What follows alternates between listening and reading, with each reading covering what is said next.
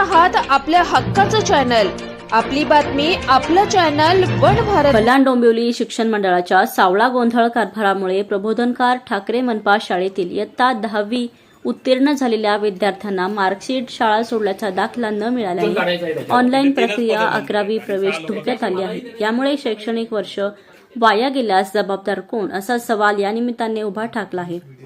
हा सर्व धक्कादायक प्रकार शिवसेना उद्धव बाळासाहेब ठाकरे पक्षाचे माजी नगरसेवक सचिन बासरे आणि शिवसैनिक सुरेश तेलवणे यांनी उजेडात आणला आहे।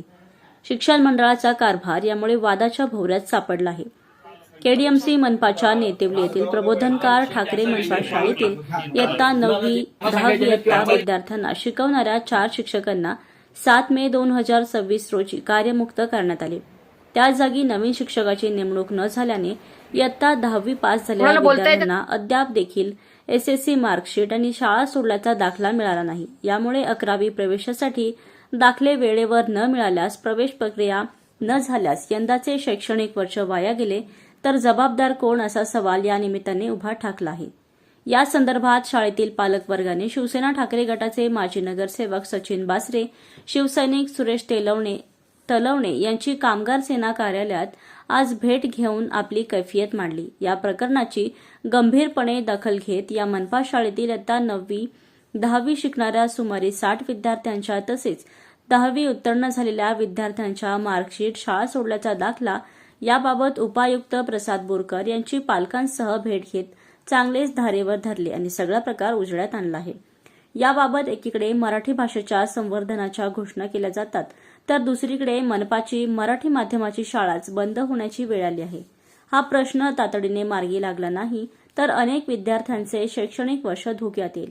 प्रशासनाने तात्काळ हस्तक्षेप करून विद्यार्थ्यांचे भविष्य सुरक्षित करावे अशी मागणी माजी नगरसेवक सचिन बासरे यांनी केली आहे। तर याबाबत केडीएमसी उपायुक्त प्रसाद बोरकर यांनी विचारले असता शाळा बंद करण्यात आलेली नाही, शिक्षकांच्या बदलीमुळे काही प्रशासकीय त्रुटी निर्माण झाल्या आहेत, विद्यार्थ्यांना तातडीने मार्कशीट आणि लिव्हिंग सर्टिफिकेट देण्याचे निर्देश दिले असून संपूर्ण प्रकरणाची चौकशी करून जबाबदार अधिकाऱ्यांवर कारवाई करण्यात येईल असे सांगितले। शिक्षकांच्या बदल्यांच्या अनुषंगाने काही कार्यवाही करण्यात आलेली आहे आणि त्यामध्ये काही त्रुटी राहिल्यामुळे आजच प्रशासन अधिकारी जे आहेत नगरपालिका शिक्षण विभागाचे त्यांना निर्देशित करण्यात आलेलं आहे।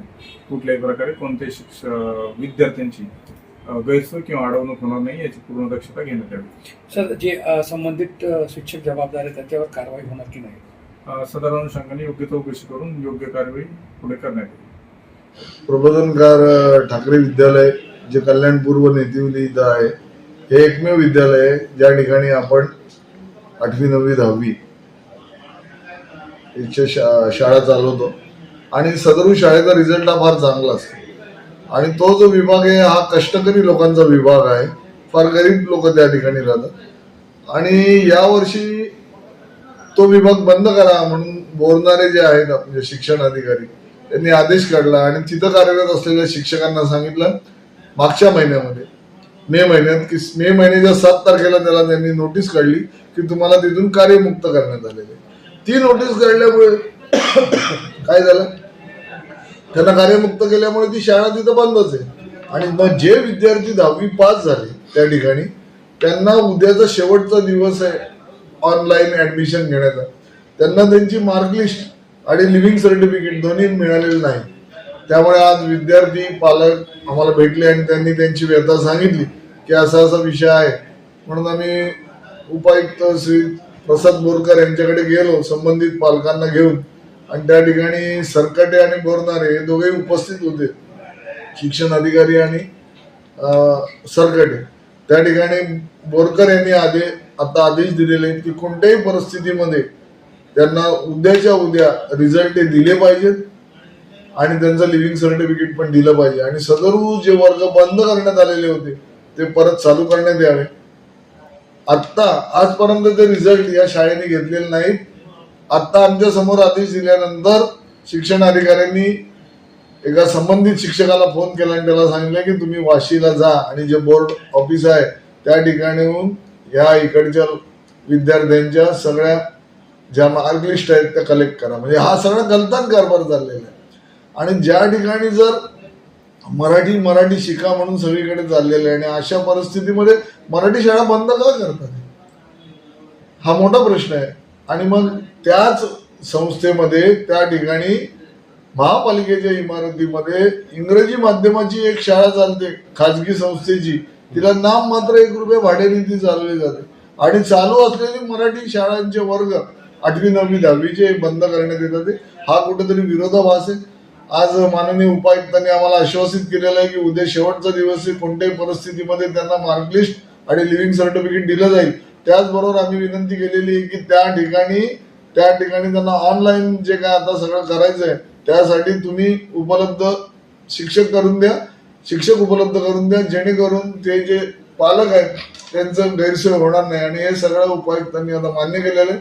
परंतु या प्रसंगी हा जो झालेला गलतानपणा आहे मागच्या 1 महिन्यापासून, याच्यामध्ये आमची मागणी आहे की संबंधित जे कोणी याच्यामध्ये अधिकारी असतील त्या अधिकाऱ्यांवर कारवाई ही झालीच पाहिजे. आणि जर नवीन शिक्षक नेमायचे असतील तर महापालिकेने जर आपल्या आस्थापनेवर पद नसतील तर कंत्राटी शिक्षक नेमा, परंतु सदरू शाळा बंद पडून देऊ नका अशी आमची मागणी आहे. प्रशासनाचं काय म्हणणं आहे की शाळा का बंद केली जाते? प्रशासनाचं म्हणणं एवढंच आहे की त्या ठिकाणी जे शिक्षक आहेत त्या ठिकाणी हिंदी माध्यमाची पण शाळा चालते. 13 शिक्षकांची त्या ठिकाणी जागा आहेत, त्याच्यात 5 शिक्षक उपलब्ध आहेत. ह्या शाळेवरती शिक्षक आम्हाला उपलब्ध नाहीत. व उपलब्ध नसेल तर तुम्ही नवीन रिक्रुटमेंट करायला पाहिजे. किंवा जर तुम्हाला शाळा बंद करायची होती तर आयुक्तांचा आदेश आहे आणि त्या शाळेला चांगली शाळा म्हणून पुरस्कार मिळालेला आहे तत्कालीन 2 आयुक्तांकडनं, सूर्यवंशी आणि आपल्या ज्या मॅडम होत्या या ठिकाणी जाखड मॅडम त्यांच्याकडनं. मग अशा परिस्थितीत शाळा बंद का करतात? आणि उपायुक्तांनी 15 दिवसापूर्वी त्यांना आदेशित केलं होतं की तुम्ही या मार्कलिस्ट आणि हे दिलं पाहिजे. तरी सुद्धा शिक्षण अधिकाऱ्यांनी ही गोष्ट इग्नोर केलेली आहे. आणि जर त्या मुलांची ऍडमिशन झाली नाही तर याला संपूर्णपणे शिक्षण अधिकारी बोलणारे हे जबाबदार असतील आणि त्यांच्यावर कारवाई झाली पाहिजे अशी आमची मागणी.